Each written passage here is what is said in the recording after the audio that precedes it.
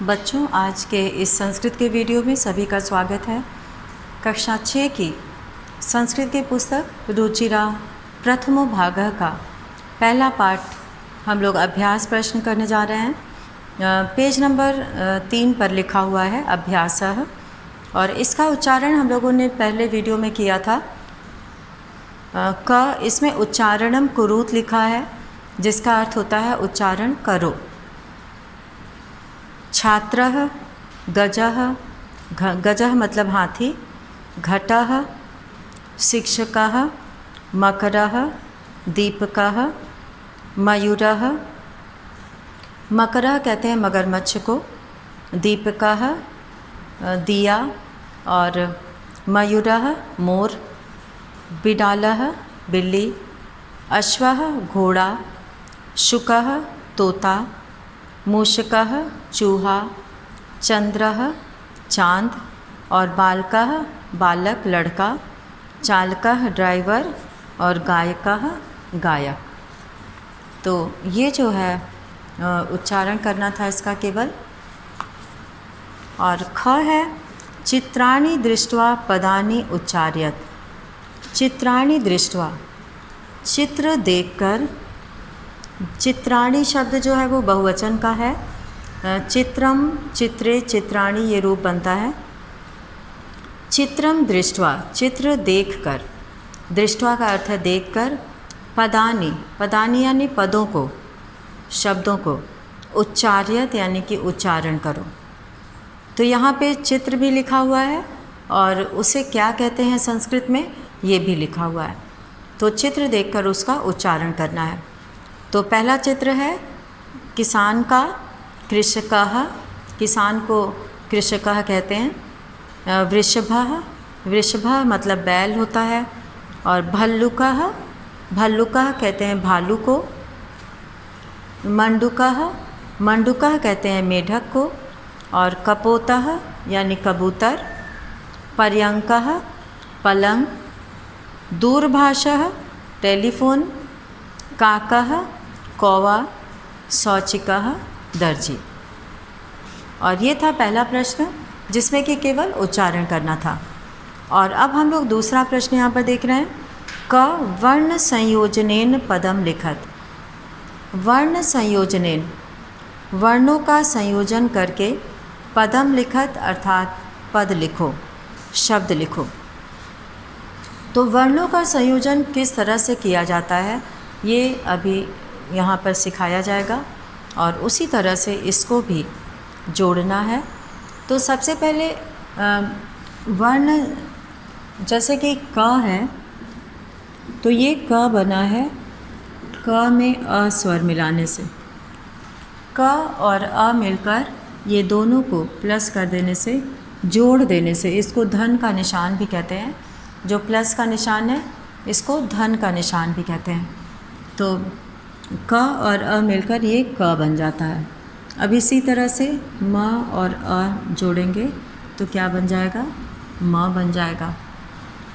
ग और अ, यहाँ पे हल लगा है, ये हल का निशान लगा है, और इसका मतलब है कि इसमें कोई स्वर नहीं है, ये केवल व्यंजन है। तो यहाँ पे ग में अ स्वर मिलाएंगे तो ग बन जाएगा। और ग में अगर हम आ स्वर मिलाएंगे, ग में अगर हम आ स्वर मिलाते हैं तो गा बन जाएगा। तो जो स्वर हम मिलाएंगे ये वही बनेगा। ई मिलाएंगे तो गी बन जाएगा। तो इसी तरह से स्वर और व्यंजन को जोड़ा जाता है। तो यहाँ पर हम लोग सबसे पहले चषकः को जोड़ेंगे।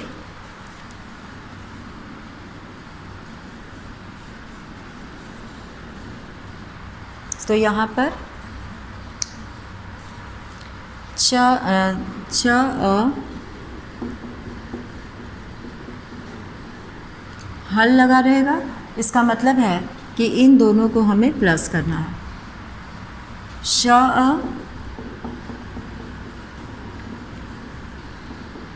और क अ, क और अ, तो ये दोनों जो है च और अ मिलकर बन जाएगा च, श और अ मिलकर बन जाएगा श, क और अ मिलकर बन जाएगा क। तो ये हुआ।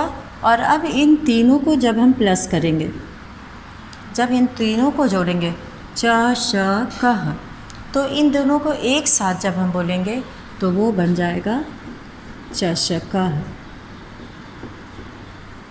तो ये शब्द बन जाएगा। तो यहाँ पर अगर आ की मात्रा होती तो चा हो जाता। तो जो मात्रा, जो स्वर हम जोड़ेंगे उसी की मात्रा उसमें लगेगी। तो अ का कोई मात्रा नहीं होता है, अ जो है वो व्यंजन के साथ ही मिल जाता है। आ की मात्रा होती है, जैसे कि हम क में अ जोड़ेंगे तो क बनेगा, इसमें हम कोई मात्रा कहीं भी नहीं लगा रहे हैं। लेकिन क में जब हम ई जोड़ेंगे तो ई की मात्रा लगाएंगे। अ को छोड़ के बाकी सभी स्वरों की मात्राएं होती हैं। तो यहाँ पर ई की मात्रा की हो गया। क में ऊ की मात्रा लगाएंगे तो कु बन जाएगा। तो यहाँ पे ये, इसमें कोई स्वर नहीं है, यहाँ हम स्वर जोड़ रहे हैं। तो जो स्वर हम जोड़ते हैं वही बनता है।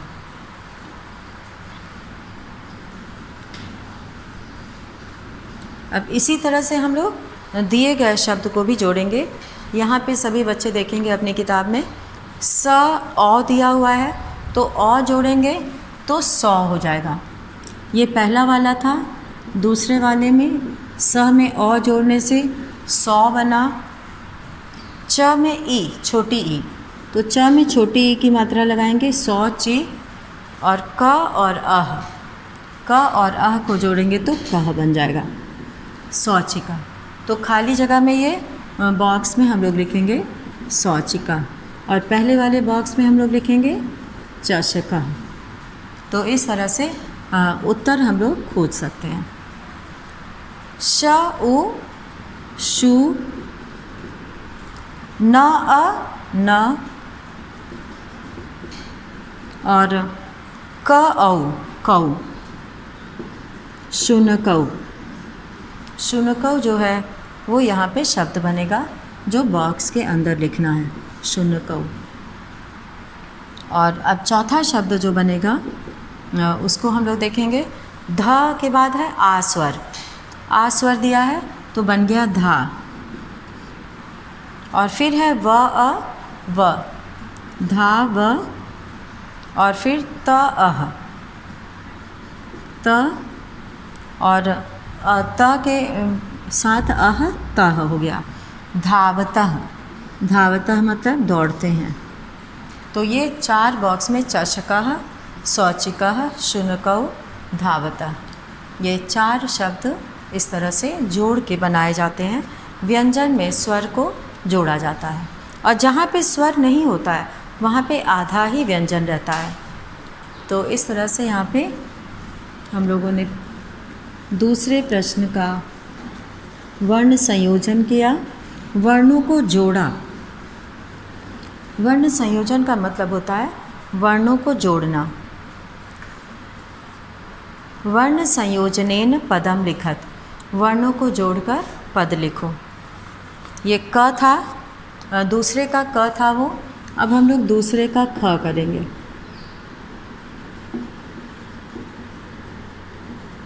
उत्तर 2, दूसरे प्रश्न का ख। अच्छा, अभी इसमें और है 2, अभी इसमें 2 और बाकी हैं क में। तो इसमें अभी था व और री। री की मात्रा इस तरह से लगाई जाती है, वो 4 था, ये 5वां हो गया। व में री की मात्रा इस तरह से लगाई जाती है। तो री जो है वो स्वर है, तो व में री की मात्रा लगाएंगे तो व्री बनेगा। और द के बाद कोई स्वर नहीं है, द के बाद कोई स्वर नहीं है, तो यहाँ पे द ऐसे ही रहेगा, और फिर ध और आ है तो धाह बन जाएगा, वृद्धा। इसी को ऐसे भी लिखते हैं, ऐसे, वृद्धाः ऐसे भी लिखा जाता है। संस्कृत में ज़्यादातर इसका प्रयोग मिलता है और इसी को इस तरह से भी लिखते हैं। और अब अंतिम इसमें जो वर्ण संयोजन में दिया हुआ है उसमें है ग और आ। गा हो गया और फिर य और अ, य और अ में य मिलाएंगे तो य हो जाएगा। फिर न त ई है, यानी कि आधा न और त में ई लगाएंगे तो ती बनेगा। तो आधा न हम लोग इस तरह से लिखते हैं त के साथ, गायंती। तो यहाँ पे पद बन जाएगा गायंती। और अब हम लोग यहाँ पे दूसरे का ख करेंगे, उत्तर 2 का ख। और ख में हम लोग यहाँ पे पदानाम वर्ण विच्छेदम प्रदर्शयत्, पदों का वर्ण विच्छेद प्रदर्शित करो। तो वर्ण संयोजन मतलब होता है वर्णों को जोड़ना। वर्ण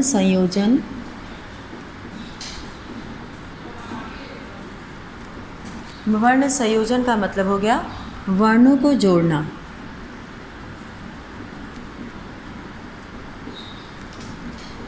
वर्णों को जोड़ना ये। और दूसरा वर्ण विच्छेद। वर्ण विच्छेद होता है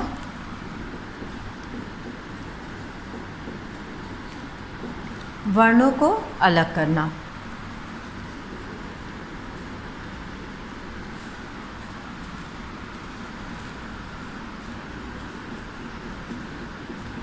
वर्णों को अलग करना,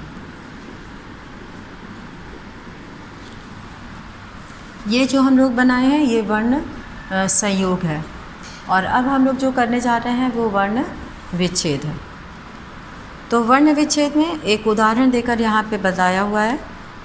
लघु, यहाँ पे ल बनाने के लिए ल में अ स्वर मिलाना है तो ल बनेगा, और घ में उह स्वर मिलाएंगे तो घुह बनेगा, और जब दोनों को जोड़ेंगे तो लघु बन जाएगा। इसी तरह से यहाँ पे सीव्यति दिया हुआ है। तो सीव्यति में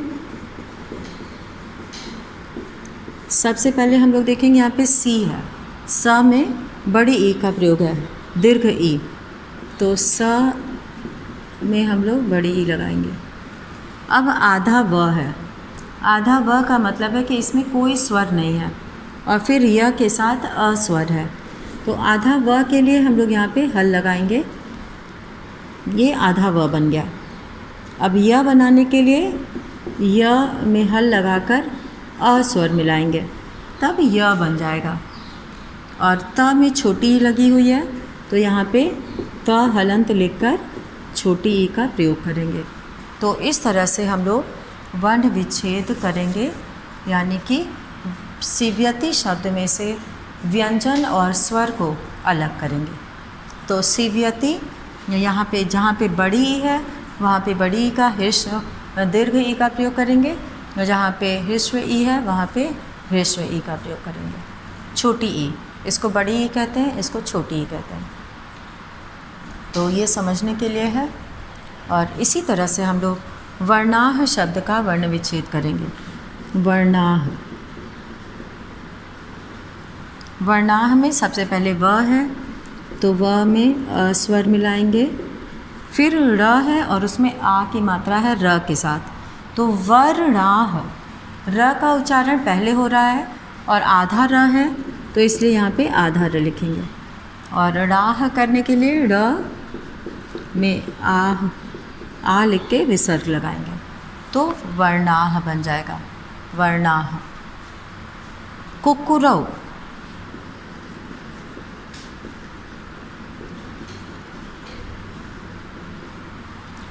कुक्कुरौ में पहले क में ऊ की मात्रा है और ये ह्रस्व ऊ है तो यहाँ पे क लिख के छोटा ऊ, और फिर आधा क है तो आधा क के बाद फिर कू है तो आधा क के लिए क लिख के हलंत लगाएंगे। और फिर जो है यहाँ पर कू फिर से आया है तो कुक्कुरौ है तो क लिख के फिर छोटा ऊ आ जाएगा। और कुरौ, रौ लिखने के लिए र में औ की मात्रा लगाएंगे तो यहाँ पे में हलंत लगाकर औ की मात्रा लगा देंगे तो रौ बन जाएगा। क में उ कु कुक कुरौ कुकुरौ। तो ये तुम जो है संयोग करने से वर्ण विच्छेद करना है कुकुरौ का, इस तरह से। और अब है यहाँ पे मयूराह। मयूराह, मयूराह में सबसे पहले म को हम लोग को अलग करना है, वर्ण विच्छेद। म व्यंजन अलग करेंगे और उसमें अ स्वर आएगा, और फिर य में बड़ा ऊ लगाएंगे। य में बड़ा ऊ लगाएंगे तो म यू राह, तो र में आ की मात्रा और विसर्ग लगेगा। मयू राह, यहाँ पे आ की मात्रा विसर्ग के साथ। यहाँ पे विसर्ग लगा है तो उसमें भी विसर्ग रहेगा। और अब यहाँ पे हम लोग करेंगे बालकः। बालकः में सबसे पहले बा आया है, ब में आ स्वर है, तो यहाँ पे ब धन आ, बा। और ल है, ल में अ, ल में अ, और क में विसर्ग कह, क में अ लिख के विसर्ग। बार, ब आ बा, ल अ ल, क अह कह। तो बालकः ये वर्ण बन, इसका वर्ण विच्छेद हो गया, यानी कि स्वर और व्यंजन दोनों को अलग किया जाता है। और अब यहाँ पर हम लोग अगला प्रश्न करेंगे। तो इसी तरह से वर्ण विच्छेद किया जाता है और वर्ण संयोजन किया जाता है। अब इसके बाद जो अगला शब्द है वो शब्द रूप को पूरा करना है।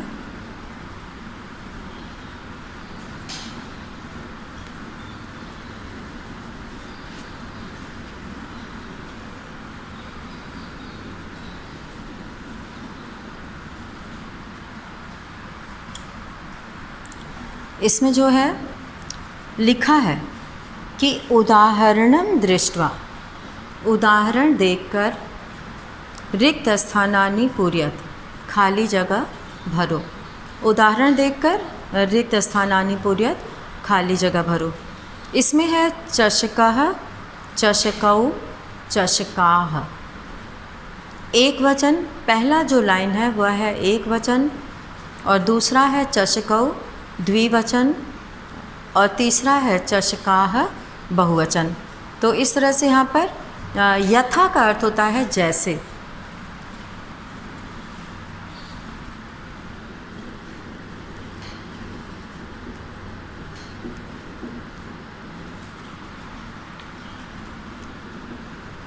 यथा का अर्थ होता है जैसे, उदाहरण के लिए दिया जाता है यथा मतलब जैसे। तो इसमें 3 लाइन बनी हुई है, जिसमें चषकः लिखा है, और द्विवचन में चषकः मतलब 1 गिलास, चषकौ 2 गिलास, चषकाः 3 या 3 से अधिक गिलास बहुवचन के लिए प्रयोग करते हैं।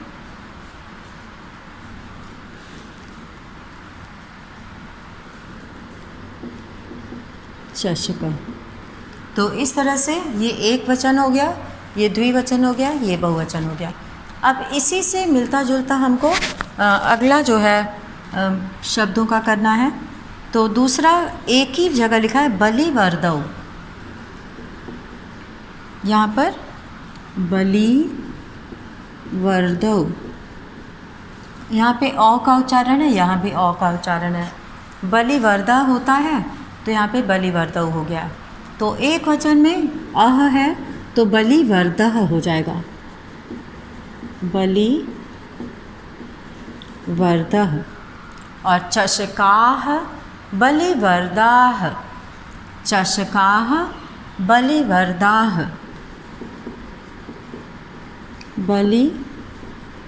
बलिवर्दाः, बलिवर्दः, बलिवर्दौ, बलिवर्दाः। अब तीसरा है शुनकः। तीसरा एक वचन का रूप लिखा हुआ है केवल, और द्विवचन का और बहुवचन का हमें लिखना है। शुनकः, शुनकौ हो जाएगा क्योंकि पुल्लिंग का है, एक जैसा उच्चारण है। शुनकौ। और चषकाः, बलिवर्दाः, तो शुनकः से शुनकाः, शुनकाः। और अब है यहाँ पे मृगः, मृगौ, मृगाः।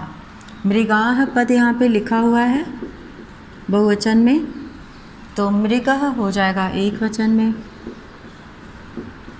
और मृगौ द्विवचन में। मृगौ, मृगः, मृगौ, मृगाः। शौचिकौ,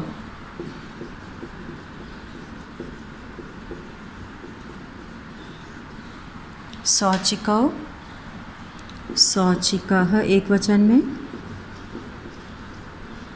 शौचिकाः बहुवचन में। शौचिकाः बहुवचन में। और मयूरः एक वचन में, मयूरः, मयूरौ,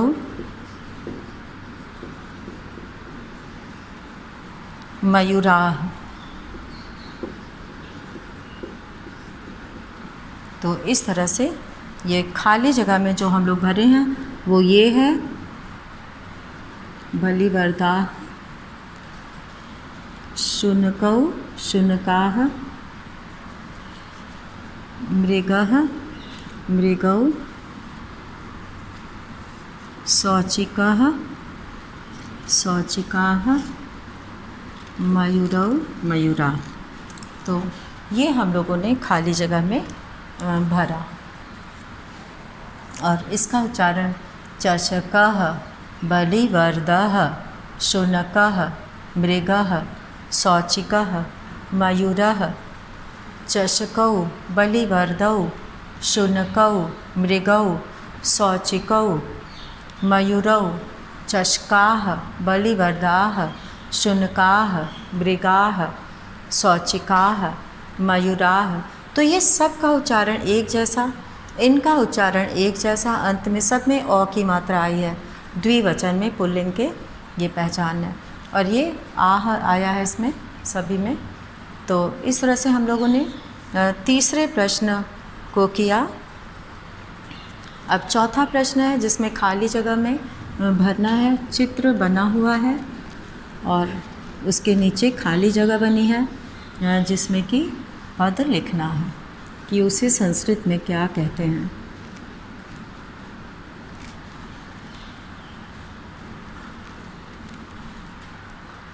अब इसमें है चित्राणि दृष्ट्वा संस्कृत पदानि लिखत। चित्राणि दृष्ट्वा संस्कृत पदानि लिखत। चित्र देखकर संस्कृत के पदों को लिखो। तो यहाँ पे जैसे जैसे चित्र बना है वैसे वैसे हम यहाँ पे शब्द लिखेंगे। हाथी को गजह कहते हैं, पहले भी बताया गया है। दूसरा, कौवे को काकह कहते हैं। और तीसरा, चंद्रमा को चंद्र कहते हैं। पुल्लिंग शब्द है ये, चंद्र। और फिर उसके आगे ताला को तालह कहते हैं। भालू को भल्लुकह कहते हैं। ऊपर भी लिखा है, वहाँ से भी देख के लिखा जा सकता है।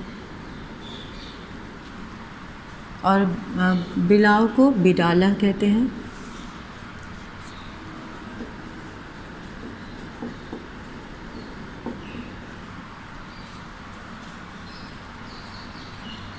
और अब यहाँ पर पांचवा प्रश्न है। पांचवें प्रश्न में लिखा है चित्रम दृष्ट्वा उत्तरम लिखत। चित्र देखकर उत्तर लिखो। तो यहाँ पे एक चित्र बना है पहला, जिसमें कि एक बालक पढ़ रहा है और प्रश्न पूछा गया है बालकः किम करोति। करोति का अर्थ होता है करता है। इसमें नंबर नहीं दिया है लेकिन हम नंबर डाल दे रहे हैं यहाँ पर। यथा वाला है ये प्रश्न।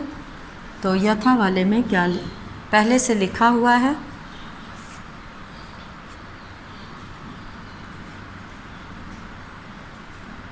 बालकः किम करोति। प्रश्न है बालकः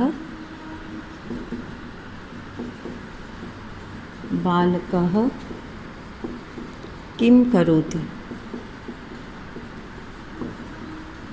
तो उत्तर इसका है बालकः पठति। किम का अर्थ होता है क्या, ये पहले भी पाठ में पढ़ाया जा चुका है। और करोति का अर्थ होता है करता है। अब दूसरा प्रश्न है अश्वौ किम कुरुतः। अश्वौ किम कुरुतः। तो इसका उत्तर हो जाएगा अश्वौ धावतः, घोड़ा दौड़ता है। अश्वौ धावतः।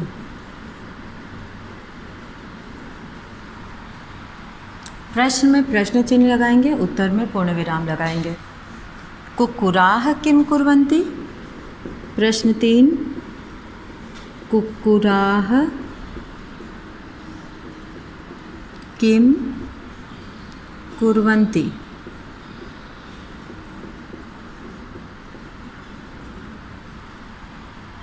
तो उत्तर इसका हो जाएगा कुक्कुराः भुक्कन्ति।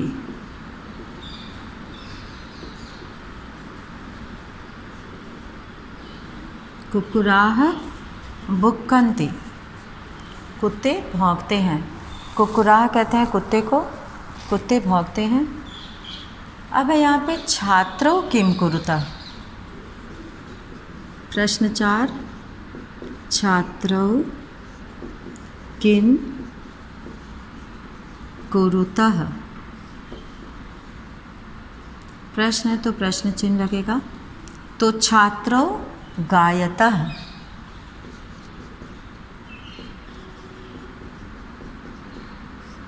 छात्रौ गायतः।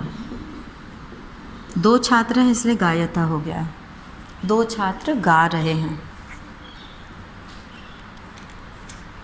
और अब इसके आगे जो बचा है उसको हम लोग यहाँ पूरा करेंगे।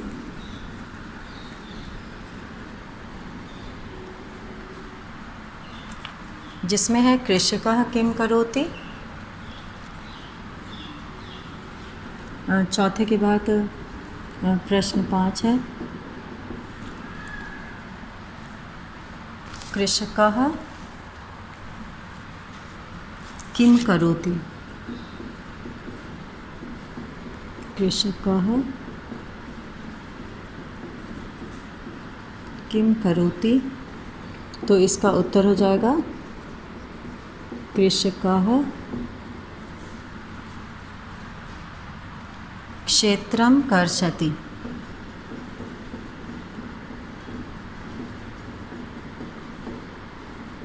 कृषकः क्षेत्रं कर्षति। और फिर इसके आगे का एक प्रश्न और है गजौ किम कुरुतः। हाथी क्या करता है। गजौ किम कुरुतः।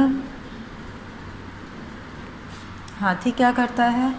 गजः चलतः। गजः किम कुरुतः।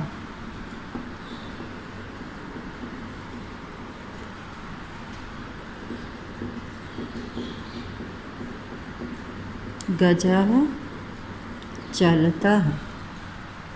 तो इस तरह से प्रश्नों का उत्तर संस्कृत में लिखा जाता है। तो इसीलिए हमने यहाँ पे प्रश्न भी लिख दिया है और उसका उत्तर भी लिख दिया है। और आगे के पाठों में जहाँ पे प्रश्न होगा वो बच्चे पुस्तक से देख के लिख लेंगे और केवल उत्तर लिखवाया जाएगा। तो यहाँ तक हम लोगों ने कर लिया। और अब इसके बाद यहाँ पे एक प्रश्न और है पदानि संयोज्य वाक्यानि रचय और मंजुषातः पदम चित्वा रिक्त स्थानानि पूर्यत, और एक है 8वां प्रश्न जिसमें सर्वनाम शब्द भरना है। तो इन तीनों प्रश्नों को हम लोग अगले वीडियो में करेंगे। और अभी हम लोगों ने इतने प्रश्नों को किया, और प्रश्नों में जब प्रश्न बनता है तो एक वचन होता है, तो करोति का प्रयोग एक वचन में होता है, करोति। और गजः, गजौ किम कुरुतः यहाँ पर है, ये इसमें हम लोग ध्यान, यहाँ पे गजौ, गजौ का प्रयोग है, द्विवचन का प्रयोग है, गजौ किम कुरुतः, तभी तो कुरुतः है यहाँ पे, गजौ चलतः।